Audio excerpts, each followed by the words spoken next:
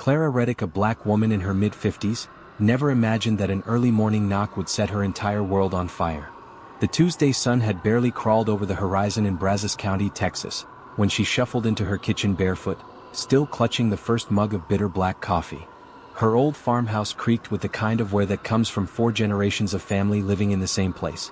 That's when she heard the knock, firm, impatient. She opened the door to find a woman in a crisp blazer and patent leather flats, carrying a clipboard. Without so much as a smile, the woman handed over an envelope and muttered 3 words that made Clara's heart stutter. "You've been served." What next? Find out the twist in this story.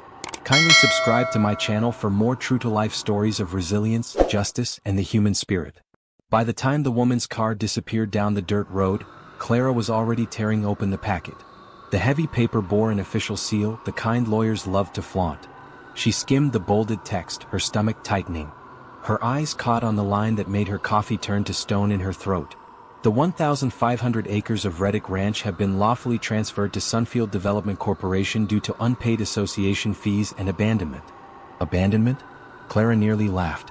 Just the day before, she had driven her ATV across the southern pasture to check on the cattle. She could still smell the dust on her boots. She read the notice again, slowly this time. Her father's name was there. Her name was there. And so was the claim.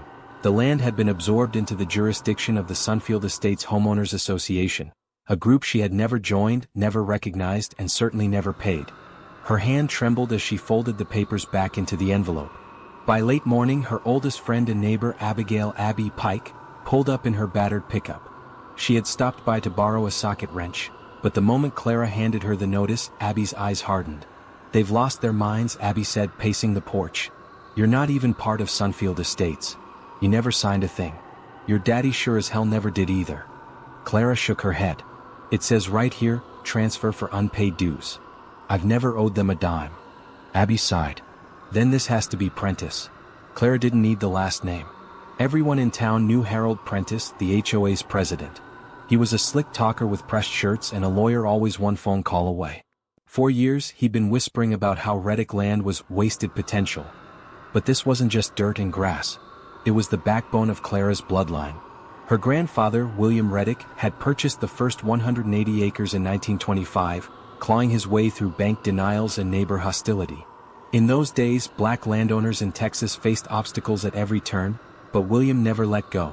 By the time Clara's father, Matthew, took over, the ranch had swelled to 1,500 acres through grit, sweat, and shrewd dealings. Every barn beam, every mesquite tree, every acre carried their fingerprints. She could still remember her father handing her the deed the day she turned 21, his voice as rough as gravel. "Clara, this land breathes because we breathe. Don't let anyone treat it like it's paper on a desk. It's our family's marrow." And now some HOA letter dared to erase that history. By noon, Clara was on the phone with the Brazos County Clerk's office. She waited 40 minutes, tapping her boots against the floor while an awful rendition of classical music hummed on repeat. Finally, a clerk named Marianne Vega picked up. Clara explained the situation, trying to keep her voice level.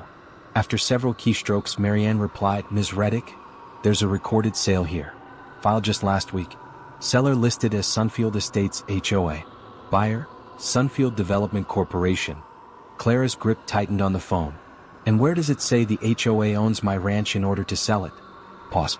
Then reluctantly, "It doesn't." Clara leaned back against the counter, the air rushing out of her lungs. This wasn't a mistake. Someone had gone to great lengths to make it look real. They were counting on her being too slow or too weary to fight.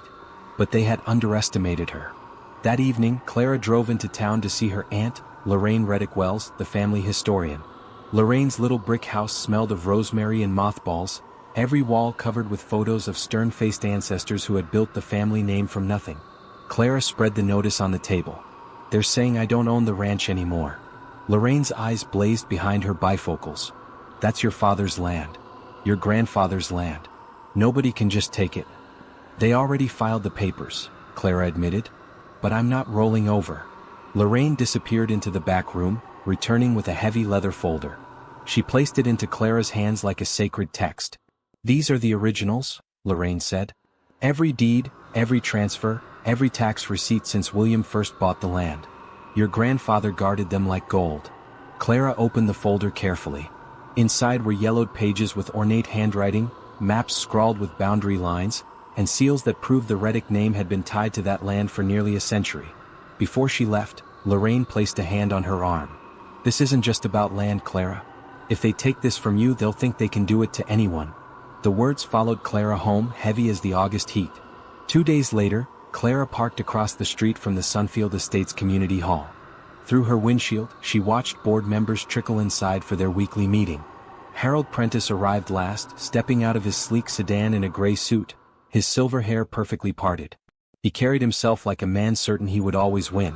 Beside him was Melissa Drayton, a realtor known for her sharp heels and sharper contracts. Clara recognized her immediately. Melissa had been sniffing around land deals for years, and if she was working with Prentice, this scheme had deep roots. Clara clenched her fists. The question burned: how had they pulled it off? The next morning, Clara returned to the clerk's office and requested certified copies of the sale records. When Marianne slid the folder across the counter, Clara's pulse quickened. The documents were a mess of lies. Page 1 listed the HOA as legal custodian of the land. Page 2 contained an abandonment claim stating the property had been unused and unpaid for 3 years. And at the bottom, in flowing ink, was the signature of Harold Prentice himself. Clara's lips pressed into a hard line.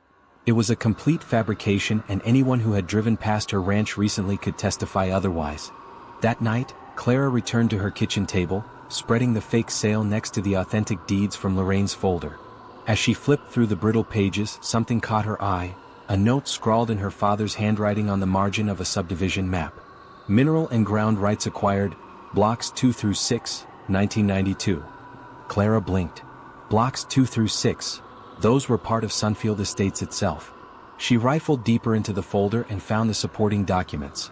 A notarized agreement between her father and the original developer, granting the Reddicks perpetual mineral and ground rights beneath those lots. Her hands trembled as she read. The meaning was clear. While the HOA was trying to steal her ranch, dozens of homeowners including Harold Prentice himself were living on land that legally still belonged to the Reddick family. Clara let out a slow breath. They thought they had her cornered. But the ground under their feet might not even belong to them. Clara Reddick just discovered that the very people trying to steal her 1,500 acres may actually be her tenants. But how can she turn this hidden leverage into a weapon strong enough to win back her land? Find out. The night Clara uncovered her father's handwritten note, she barely slept. The papers sat spread across her kitchen table like a battlefield map. On one side, the fraudulent deeds and forged signatures claiming her ranch had been abandoned. On the other hand, the brittle yet unshakable documents proving her family's century-old ownership plus the bombshell mineral rights buried beneath Sunfield Estates itself. By dawn, Clara had made her decision. This wasn't just about saving her land anymore. It was about making sure no one else in Brazos County, or anywhere, could ever be steamrolled the way Harold Prentice and his allies had tried to steamroll her.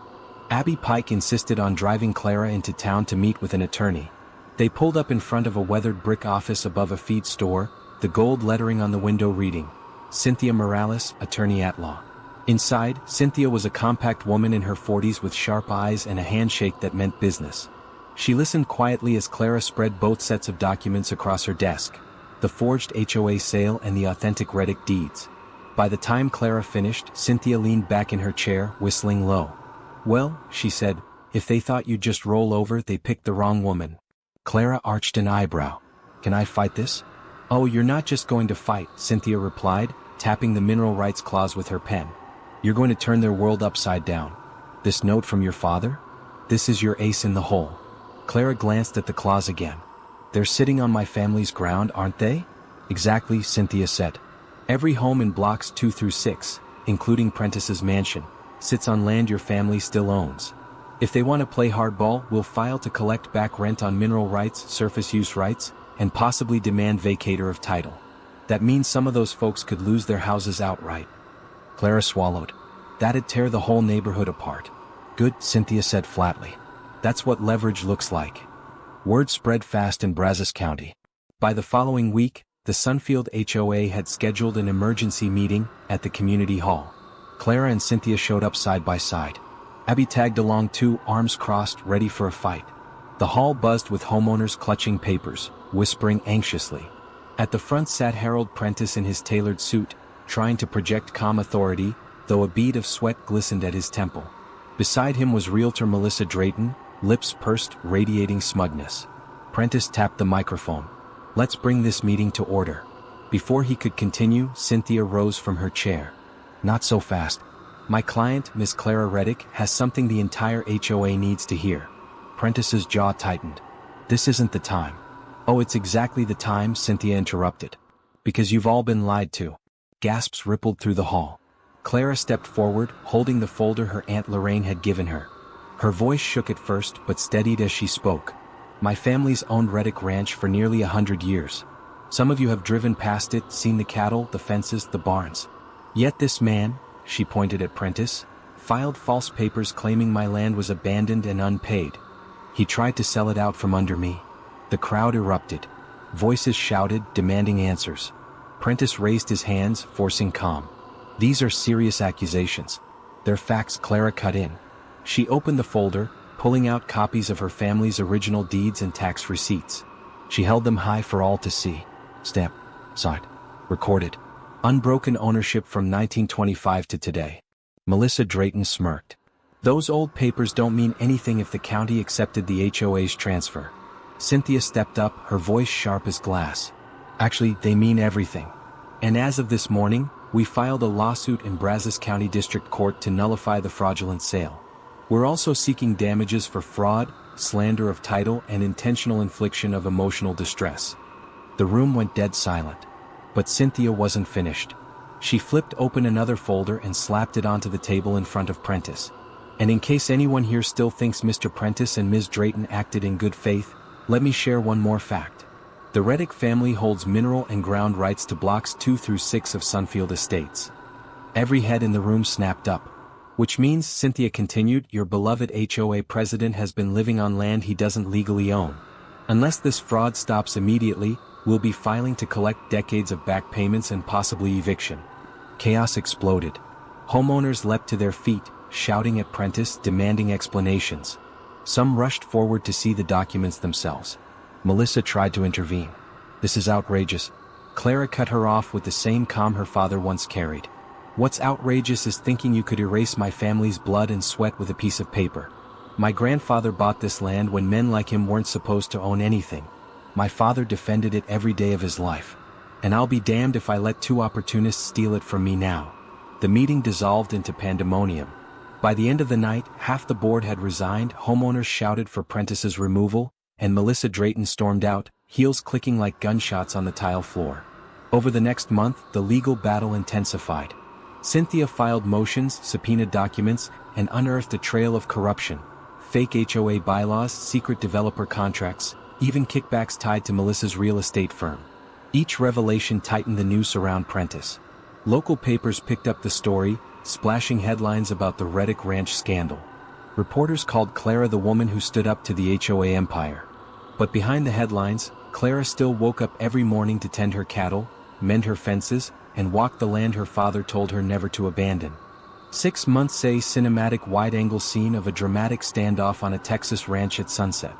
In the foreground, a strong black woman rancher in her mid-50s, Clara, stands tall in rugged denim clothes and a cowboy hat, holding old legal documents. Beside her stand her loyal best friend Abby, tough, wiry ranch woman in her 60s, and Cynthia, a sharp Latina lawyer in a dark blazer, exuding confidence. Opposite them, a smug white man in his late 50s wearing a gray suit, HOA President Harold, and a slim blonde realtor woman in her 40s with a sleek bob and blazer, Melissa, stand arrogantly trying to claim the land. Behind them stretches Clara's vast ranch with golden fields, fences, and cattle, while in the far distance a modern suburban subdivision encroaches on the land. The atmosphere is tense and empowering, bathed in golden sunlight, symbolizing justice, resilience, and a family's fight for legacy. Realistic, highly detailed, cinematic, landscape orientation. Later, the case went to trial at the Brazos County Courthouse. The gallery was packed with neighbors, journalists, even strangers who'd followed the story online. Clara sat at the plaintiff's table with Cynthia and Abby behind her. Across the aisle, Harold Prentice looked gaunt, his once perfect hair disheveled, Melissa nowhere in sight. The judge, a stern woman with decades on the bench, heard the arguments, examined the documents, and questioned witnesses. At the end of the second week, her ruling was swift and unambiguous. The fraudulent transfer was void. Full ownership of Reddick Ranch remained with Clara Reddick. Prentice and Melissa were ordered to pay damages and legal fees. And the mineral rights clause stood firm, giving Clara the right to pursue claims against the HOA for decades of unpaid ground usage. The gavel struck. It was over. The evening after the verdict, Clara drove back to the ranch. The late summer sky glowed orange, cicadas humming in the mesquite trees. She parked her truck and stepped into the southern pasture, the grass brushing against her jeans. She thought of her grandfather William, his weathered hands gripping the first deed in 1925. She thought of her father Matthew, pressing the papers into her palms when she turned 21. "This land breathes because we breathe," he had said. Clara dropped to one knee, scooping a handful of earth into her palm. She closed her eyes, letting the soil crumble through her fingers. "They tried to steal you," she whispered. "But I wouldn't let them." Behind her, Abby called out from the truck. "You coming?" Clara stood, brushing the dirt from her hands. Her chest felt lighter than it had in months. She glanced back at the farmhouse, its windows glowing warmly in the twilight. For the first time since that morning knock, she allowed herself a smile. The Reddick Ranch still stood. And so did she. Clara's fight wasn't just about acres of Texas soil. It was about legacy, dignity, and refusing to be erased. What would you do if someone tried to take what your family built with their own hands? Share your thoughts below, and don't forget to subscribe for more true-to-life stories of resilience, justice, and the human spirit.